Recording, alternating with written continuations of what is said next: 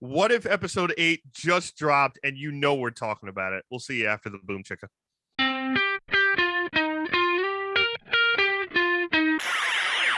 What's up, everybody? We are the Jersey Comic Group. Today we're talking about the latest episode from Marvel's What If. What if Ultron won? Now, guys, this is your spoiler warning, obviously. If you haven't watched it, please go ahead and do so. Watch it. But again, Marvel's What If continues the trend of taking things from the MCU and twisting one aspect to get a whole different outcome. Obviously, the title gives it away. What if Ultron won? This is in a universe where Ultron succeeds in taking the bioorganic body that is Vision, encompassing it in him, taking over the world. We get a lot of cool scenes in this, and it's definitely one of the better ones, if not the best ones, because it continues the storyline of the other episodes in What If, and actually feels like there's a whole cohesive story linking all these stories together. Chris, it's safe to say I really enjoy this one. What did you think about this episode and what happened in it? I loved it. I absolutely loved it. I texted you last night saying it blew my tits off. I am now titless, but God. It was fantastic. I loved that it took that little bit of ending from the last episode, Rob, that we keep talking about week after week about like, this is the story I want. And they finally gave it to us. Somewhere Pinky in the brain are sighing in disbelief as Ultron did exactly what they wanted in less than like 10 minutes. Yeah. But yeah, it was an ultimate spectacle. I love the shock value of it too, like cutting Thanos in half is insane. Right? All the Avengers kind of immediately being taken out as Ultron is like just perfected in that kind of mode, which is also kind of an Ultron we wanted to see in the real movies, right? Yes. I found myself watching this and going, man, like this is the Ultron I've been talking about for the last like 7 to 10 years. And also Hawkeye kicked ass in this one too. This is kind of the Hawkeye I wanted. Hawkeye was great with the robotic arm, just taking out all those Ultron droids as Ultron took over the world.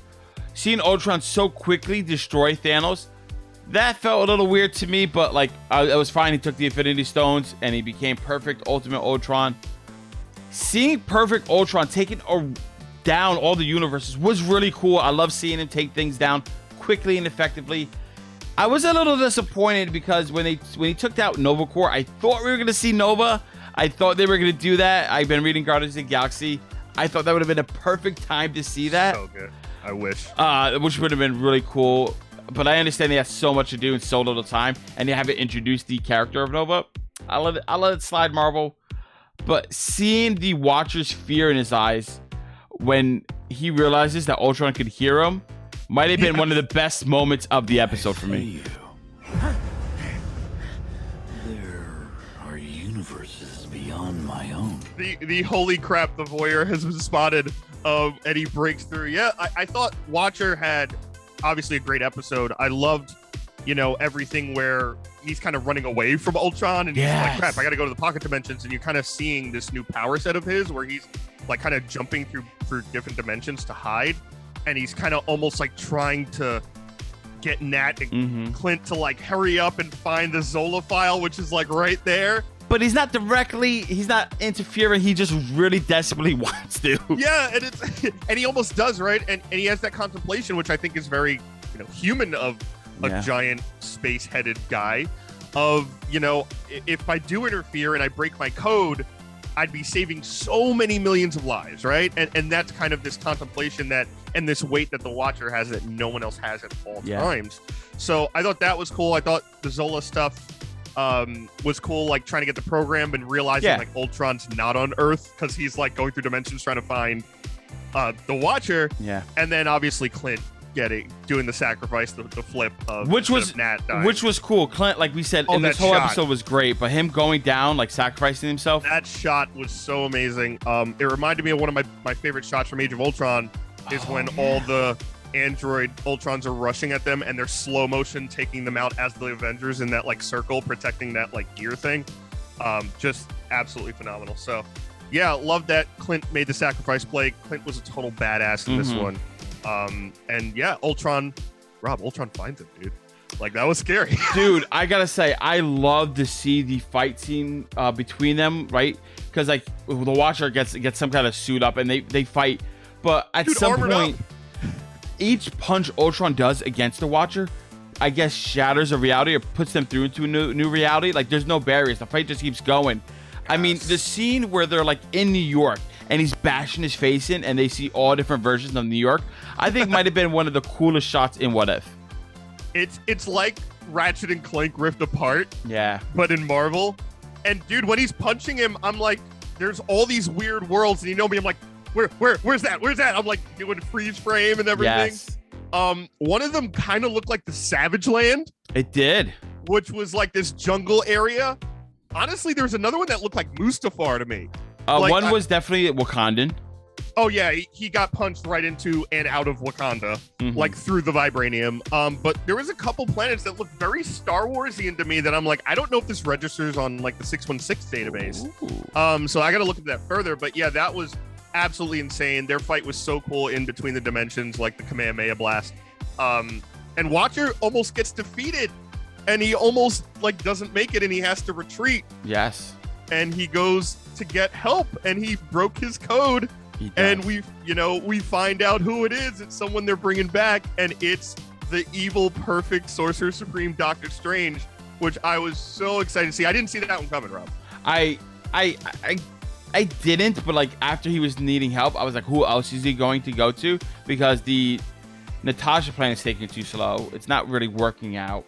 Yeah, they're walking. I mean, yeah, they're walking. He has no and legs. He doesn't have legs. Yeah, so everything is slow. But like every other episode with What If, the ending is always what drags you in, even though we get an amazing fight scene with Watcher and with Watcher and Perfect Ultron. The ending where he goes to see Doctor Strange, right? That tension starts building up. That childhood like joy you get, like, oh, well, the good guys assembly to take down the bad guys. You start doing like a little giggle because you know an even better fight's coming down the line. Yes. I was really excited.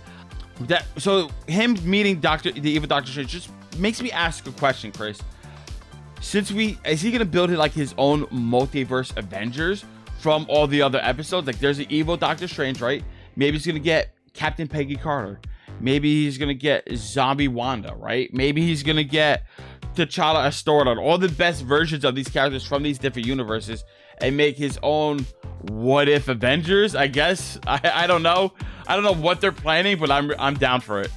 I 100% think that's gonna happen for the finale. Yes. I 100% think the last episode's gonna be like, what if Endgame was Ultron and not Thanos kind of thing. I think okay. I think the Watcher is now the Nick Fury, and he is going through dimensions and getting all those characters we saw throughout the season, which is guys why we want you to watch, even though there's some lower episodes. Like the Thor episode wasn't great, right? We had some low-key episodes, but all of them are so important when you get to stuff like this that it hits home, and they're all necessary because now it seems like they're all going to connect and kind of make their own Avengers team to honestly take down, in my opinion, a bigger threat than Thanos in Endgame. Yeah, like this Ultron is way more sinister. Like Thanos at least was like, half of you are gone, I'll leave the other half. Ultron is like, no, programming is everyone's gone. There's no compromising, there's no thought, it's everyone's gone. 100%. He is worse than Thanos. He's broken the multiverse. He slapped Watcher in the face, gone through multiple multiverses, destroyed his whole universe by himself, created versions of himself to like act as his extension of his consciousness. He is way deadlier than the MCU Thanos. I don't think that's any disagreement. You could even make an argument that this Ultron is worse than the comic book Thanos when he first had the Infinity Gauntlet, because his motive, again, was just to impress death, right? Killing half to impress death. His motive is complete destruction, Chris. Yeah, no, that's really good, because I would say like Thanos in Infinity Gauntlet in the comic book back in the early 90s is one of the most sinister villains ever, and partially it's because throughout that whole book he's torturing his daughter Nebula, like just an inch from death, and she, you know, spoiler alert, she comes back and basically saves the day. But yeah, this Ultron, this is part of the reason why I always said, like, you know, if you're just an MCU fan, you don't know anything about Ultron. And that's not anything against you, but that's just how it is, because in the comics, Ultron is such a bigger threat. And this is really the first medium we've seen of the full potential of that threat as far as Ultron is. Absolutely, he's unreal. So, Rob, here's an idea, because you know there's always one more thing with me and thinking about this stuff. you mentioned like those really cool Easter eggs of the fight where they're going through dimensions, and we're seeing all this stuff. Of course. There were so many great Easter eggs in this, from Steve Rogers being president, you know what I mean, which was awesome. But there was one that I can't stop thinking about, and it made this whole episode for me. What? And that was during the fight with the Watcher and Ultron. Watcher's running away, and Ultron makes himself massive. And he literally bites down and eats an entire galaxy. He does. I remember that. If that isn't some type of Easter egg hint to Galactus, Fantastic Four, I don't know what the hell is. And like, Marvel doesn't do anything just to do it, right? Like, not only did he eat an entire galaxy, which is, you know, Galactus does that not by chewing, but the whole mode is there, but he also had like his headdress kind of changed to kind of look Galactus as, like his mask was open. It looked more like a helmet. Like, I was like, whoa, like that's where I lost it, because I was like, this is totally a hint and flailing and stuff like that. I love the way your mind works. To me, I just thought it was a cool scene to show at least someone does how scary Ultron is. Like, he, with all the Infinity Gems, bites down. I think there also has to be a reason he could use all the Infinity Gems in different multiverses that's not explained, but we're just gonna let that go. Too, like, in the MCU and just in regular comic canon, they don't have any power there. But there's different ones for different universes. Correct. Yeah. So there might be something different, because he broke his universe and he went to where the Watcher is, which is in between all universes, and maybe he just connected to that somehow. So just ignoring that like weird fact, we don't need to hone in on that. Comic book guy science. Him growing large and biting down on the universe was such an epic scene. I think it's just getting us ready for these larger than life characters that might be coming in the MCU. I don't necessarily think that it's a direct link to Galactus. For me, why you gotta break my balls? I got one. I broke your balls. I'm gonna put it back together with Scotch tape. Ready for this?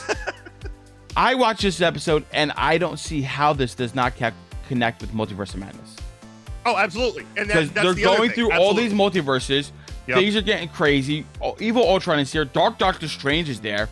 Does that mean maybe another Doctor Strange has to help, and like that's our Doctor Strange, and he's getting all these Stranges to come in? I don't understand how they're not connected, because we're breaking their time.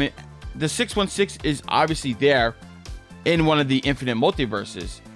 I mean, it's just a little strange to me. Like, if there's a multiverse event happening, like in the 616 and dealing with all the ones surrounding that doesn't connect to this multiverse event happening. It just seems a little too strange. The only thing I can think of, like, for them not to be connected, but to kind of explain one, it would have like this multiverse event, after it's been resolved, cause ripples in the other ones that Strange has to clean up, kind of like a maid afterwards. It's like, oh, let me clean the little dust after the main cleaning crew comes in. That's the only thing I can see, but I think it's going to be more connected than we think. I think so too, and a lot of different properties. So that whole, like, again, we always go back to the Loki timeline and the branches and the chaos that now is forming, which we know is going to connect to Spider-Man and Multiverse of Madness, Doctor Strange. Like, there's in a bunch of comics, right? Like, Spider-Man goes through this all the time, where he goes through different dimensions and he meets other Spider-Men. And like, there's like an anime girl Spider-Man who the art style looks nothing like the Peter Parker we know. And there's like, you know, Spider-Ham, which looks like a Looney Tune, right? Yeah. Could the 616 or the MCU, one of those weird tendrils is like the What If universe? Like, you look cartoony and animated. Like, it's a little bit of a stretch, and I don't know if they're going to connect that directly, because it's going to confuse a lot of the norms. But I think you could have cause and effect, right? You could have the hints, whether it's, you know, Ultron chomping down on a universe looking like Galactus, or like you said, they're going through different multiverses. One of them look like hell. Not going to say who, but you know what I'm thinking. You know, like, there's a bunch of different stuff that will probably be very similar to what we see in Doctor Strange Multiverse of Madness and, you know, Galactus. So, guys, we want to hear your thoughts on the latest episode of Marvel's What If. The one thing we could all agree on is that Ultron ate that galaxy like booty, like groceries. That's all I'm saying. We want to hear your thoughts down in the comments below. What you think of this episode and what's going to happen in the future of the MCU. And guys, thanks so much for watching. Give us a thumbs up, like, it really helps the channel out a lot. If you're new, subscribe and turn on those notifications. You don't miss any more of our What If coverage. You know we're doing the finale next week. You cannot miss that episode. And as always, check out other videos on the channel if you missed any of those. And as always, I'm Chris Heller. That's Rob Moran. We're the Jersey Comic Crew. And we will see you next time.